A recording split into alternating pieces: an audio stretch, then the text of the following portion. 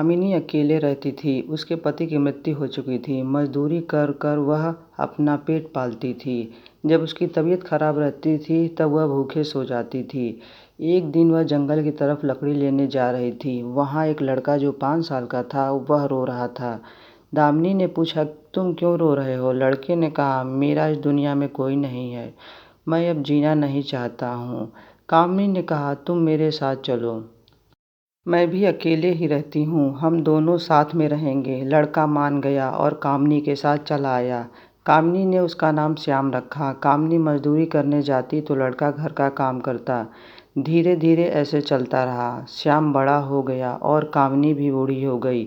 अब श्याम मजदूरी करने जाता और कामिनी घर का काम करती। श्याम मजदूरी से जो कुछ कमा कर लाता कामिनी को दे देता। श्याम कामिनी को अपनी माँ की तरह प्रेम करता। उसे बुखार होता तो उसकी सेवा भी करता। गांव के सभी लोग श्याम के व्यवहार से बहुत खुश थे। वह किसी से भी अच्छे से ही बात करता था। कामिनी के घर भी पड़ोस की औरतें आती तो कामिनी से श्याम की बड़ाई करके जाती। कामिनी बहुत खुश होती। कुछ दिन बाद पंडित जी श्याम के लिए रिश्ता लेकर आते हैं। कामिनी श्याम का विवाह तय कर देती है। श्याम घर आता है तो कामिनी उसे उसके विवाह के बारे में बताती है। श्याम विवाह करने से मना कर देता है।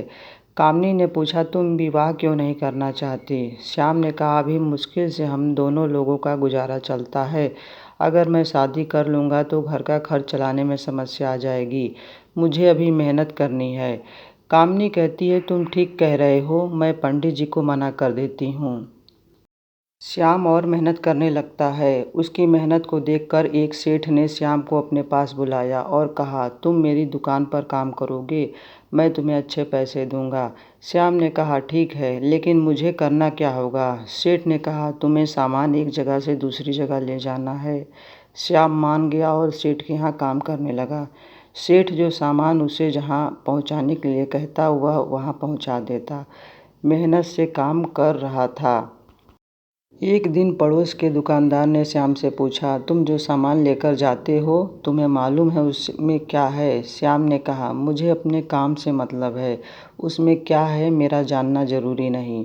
उस दुकानदार ने कहा, तुम यह काम छोड़ दो, इस काम में तुम्हारी जान को खतरा है। श्याम ने कहा, मैं किसी के साथ धोखा नहीं करता, मैंने जो काम पकड़ा है मैं उसे ज़रूर करूँगा। एक दिन कामिनी श्याम के दुकान के पास आई।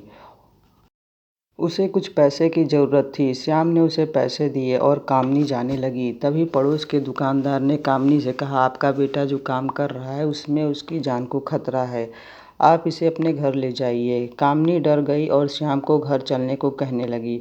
श्याम ने माँ की बात नहीं मानी और माँ को घर जाने को कहा। माँ घर चली आई। श्याम अपना सामान लेकर दूसरी जगह पहुँचाने जा रहा था। तभी रास्ते में कुछ डाकुओं ने उसका सामान छीन लिया और उसको गोली मार दी। श्याम बहुत घायल हो गया था। उसे अस्पताल में इलाज के लिए ले जाया गया। कुछ देर उसका इलाज चला लेकिन उसकी मृत्यु हो गई। जब कामिनी को श्याम की मृत्यु का पता चला तब वह फूट फूट कर रोने लगी और कहने लगी, हे भगवान, पहले तो तुमने मेरा पति छीन लिया, फिर एक बेटा दिया उसे भी छीन लिया।